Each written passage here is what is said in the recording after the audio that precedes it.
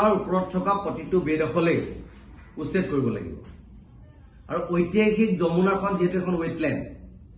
ৱেটলেণ্ডৰ ওপৰত কোনো মাটিৰ পট্টা দিব নোৱাৰে সেইটো সুপ্ৰিম কোৰ্টৰ ভাৰ্ডিক্ট এই ৱেটলেণ্ডৰ ওপৰত মাটি কোনে দিলে পট্টা কোনে দিলে তাকলৈ প্ৰশ্নবোধক চিন আছে আৰু য'ত মাটিৰ পট্টা পাইছে তাত শিৱসাগৰ জিলা প্ৰশাসনৰ তৰফৰ পৰা মাটিৰ পট্টা কেঞ্চেলেশ্যন কৰিব লাগে বুলি তেখেতলোকে এটা কেছ কৰিছে সেই কেছটো ইতিমধ্যে শিৱসাগৰ জিলা প্ৰশাসনৰ ফেভাৰত আছে বুলি আমি গম পাওঁ কিন্তু ৰাজনৈতিক পাকচক্ৰত বন্দী হৈ এই কামবিলাক কোনোবাই কৰা নাই গতিকে যি এই কামবিলাক কৰা নাই সেইকাৰণে কৈছো যে শিৱসাগৰ ৰাইজৰ যিটো দাবী শিৱসাগৰ দল সংগঠনৰ যিটো দাবী তাই আহোম ছাত্ৰ সন্থাৰ যিটো মূল দাবী সেই দাবীটোৰ ওপৰত শিৱসাগৰ জিলা প্ৰশাসন অসম চৰকাৰ শিৱসাগৰ স্থানীয় বিধায়কজনে গুৰুত্ব প্ৰদান কৰিবই লাগিব যদি গুৰুত্ব প্ৰদান নকৰে তেতিয়াহ'লে আমি বিকল্প ব্যৱস্থা ল'ম যদি প্ৰশাসন আমি বাৰে বাৰে কৈ আছো যদি আপোনালোকে নাভাঙে আমি ভাঙি দিওঁ এবাৰ আমি শিৱসাগৰ জিলা প্ৰশাসনক লগত লৈ শিৱসাগৰ যমুনাখনৰ চাৰিওফালে তাই আহোম ছাত্ৰ সন্থাই লাল লাখ দিয়াৰ কাম আমি আৰম্ভ কৰিছিলোঁ যমুনাখনৰ উচ্ছেদকৈ বেদখল মুক্ত কৰিব লাগে বুলি আমি প্ৰতিটো ঘৰতে লাল লাখ দিছিলোঁ প্ৰশাসনে সেই কাম কৰিছিলে কিন্তু ৰাজনৈতিক পাকচক্ৰৰ কামটো বন্ধ হৈ ৰ'ল কাৰণ বহুতে ভাবে যে যমুনাখন উচ্ছেদ কৰি দিয়াৰ লগে লগে কাৰোবাৰ নহয় কাৰোবাৰ ভোট বেংকত ক'ৰবাত ক্ষতি হ'ব কিন্তু তেখেতলোকে এইটো নাভাবে যে যমুনাখন বেদখল হৈ থাকিলে যমুনাখনৰ পানীৰ আৰ্দ্ৰতা কমি গ'লে আৰু যমুনাখনৰ পানীটো কমি যোৱাৰ লগে লগে শিৱসাগৰ বৰপুখুৰী দেৱীদৌল বিষ্ণুদৌল শিৱদৌল এই চাৰিটা সম্পত্তিৰ প্ৰতি যে ভাবুকি আহিব সেই কথাটো এতিয়া তেওঁলোকে নাভাবে আৰু নাভাবে কাৰণে ৰাজনৈতিক লাভালাভৰ কাৰণে এই কামবিলাক কৰে গতিকে এই কামটো আমি কেতিয়াও কৰিব নিদিওঁ যিমানবিলাক বস্তু ইলিগেলি ভাবে এই ৱেটলেণ্ডৰ ভিতৰত পৰিছে ঐতিহাসিক যমুনাখনৰ ভিতৰত পৰিছে সমগ্ৰ উচ্ছেদ কৰিবৰ কাৰণে আমি প্ৰশাসনৰ দাবী উত্থাপন কৰিছোঁ আৰু বিধায়কজনে যদি এইখিনিত ক'ৰবাত যদি চেলেঞ্জৰ সন্মুখীন হয় আমি লগত থাকিম শিৱসাগৰ ৰাইজ থাকিব শিৱসাগৰ দল সংগঠন থাকিব আৰু সকলোৱে একেমুখে ক'ব যে ইলিগেল কনষ্ট্ৰাকশ্যন ৰোধ কৰিব লাগে আৰু ইলিগেল কনষ্ট্ৰাকশ্যনটো যদি নাভাঙে তে ইলিগেলটোক লিগেল কৰাহে হ'ব গতিকে এটা আইনগত ব্যৱস্থাৰ মাজেৰে গৈ এই কামবিলাক কৰিব লাগিব যদি আইন ভংগ কৰি কোনোবাই ঘৰটো বনাইছে তাক ৰক্ষণাবেক্ষণ দিয়াব নেকি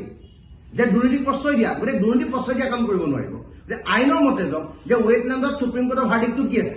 গতিকে সেইমতে যাওক আৰু এটা ঐতিহাসিক সম্পদত কোনোবাই মাটিৰ পট্টা দিব পাৰে নেকি ইয়াত এজন মানে মাটিৰ পট্টা দি দিছে সেই তেওঁক কি কাৰণে মাটিৰ পট্টা দিছিলে আমি RTI কৰি উলিয়াইছে তেখেতক কৈছিলে যে তেখেত হৈছে ভূমিহীন কিন্তু হুৱেৰাই সেই ব্যক্তিজনে 465 লাখ টকা পাইছে তেখেতৰ ভূমি আছে গতিকে তেখেতৰ ভূমি থকাৰ পিছতো ভূমিহীনভাৱে ইয়াৰে এজন বিধায়কে মই আজি তেখেতৰ নাম নকওঁ আজি নাই আমাৰ মাজত গতিকে সেই বিধায়কজনে তেওঁ সেই কমিটিখনত থকাৰ পিছত তেখেতে যমুনাত মাটি দিছে কিয় দিলে কি কাৰণে দিলে চৰকাৰ কাৰ আছিল সেই সময় সেই কথা বতৰাবিলাক আছে আমি স্পষ্টভাৱে কৈছো যে যমুনা বেদখল মুক্ত হ'ব লাগিব আৰু যমুনাখন বেদখল মুক্ত কৰিবলৈ যাওঁতে যদি কিবা প্ৰত্যাহ্বান আহে তেতিয়া আমি সন্মুখত থাকিম আমি দেখাই দিম শিৱসাগৰ ৰাইজ থাকিব শিৱসাগৰ দল সংগঠন থাকিব তাই আহোম ছাত্ৰ সন্থাৰ সন্মুখত থাকিব কাৰণ আমাৰ দাবী এই দাবীটো কেৱল মাত্ৰ তাই আহোম ছাত্ৰ সন্থাৰ দাবী নহয় এই দাবীটো হৈছে সামগ্ৰিকভাৱে অসমৰ অসমীয়াৰ দাবী কাৰণ এই সম্পদবিলাক অসমৰ সহ্য বীৰ্যৰ প্ৰতীক সভ্যতাৰ চানেকি গতিকে অসমৰ সভ্যতা সংস্কৃতিৰ যিবিলাক প্ৰতীক যিটো সভ্যতাৰ চানেকি সেই চানেকিটো ধৰি ৰাখিবৰ কাৰণে যিটো প্ৰয়াস সেই প্ৰয়াসক নিৰন্তৰভাৱে ফলপ্ৰসূ কৰিবৰ কাৰণে আমি তাই আহোম ছাত্ৰ সন্থাই সদায় এই জনমুখী কামটোত আমি হাত উজান দিম সকলো কম্প্ৰমাইজ সন্থাৰ এটা মূল দাবী আছিল যে ঐতিহাসিক যমুনাখন বেদখল মুক্ত কৰিব লাগে বিজ্ঞানৰ সংৰক্ষণৰ ব্যৱস্থা কৰিব লাগে আৰু সৌন্দৰ্য বৰ্ধনৰ কাম কৰিব লাগে আৰু বেদখল কৰি যিহেতু যমুনাখনৰ জলস্তৰ কমি গৈছে তাৰ কাৰণে খননৰ ব্যৱস্থা কৰিব লাগে এই বহুদিনীয়া দাবীটোৰ প্ৰতি সন্মান জনাই অসম চৰকাৰে এটা পুঁজি আবণ্টন দিছিল আৰু শিৱসাগৰ স্থানীয় বিধায়কজনে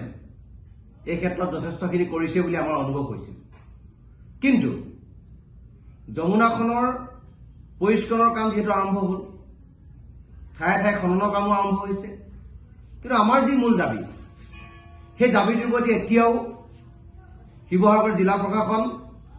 আৰু শিৱসাগৰ স্থানীয় বিধায়কজনে গুৰুত্ব প্ৰদান কৰা নাই কালি ঐতিহাসিক যমুনাখনত শিৱসাগৰৰ বিধায়কজনে ভ্ৰমণ কৰি কামৰ অগ্ৰগতি বুজ লৈছে আমি ভাল পাইছোঁ আমি তেখেতক ধন্যবাদ জনাইছোঁ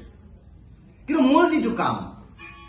সেই কামটোৰ পৰা যে তেখেত বিৰত আছে তাক লৈহে ৰাইজৰ মাজত প্ৰশ্ন হৈছে। তাক লৈহে আমি প্ৰশ্ন কৰিব বিচাৰিছোঁ তেখেতক যে যমুনাখনৰ বেদখল মুক্তৰ কাম আপুনি কেতিয়াৰ পৰা আৰম্ভ কৰিব, নে আপুনি যিটো পুঁজি আবণ্টন চৰকাৰৰ পৰা আনিলে সেই পুঁজিৰে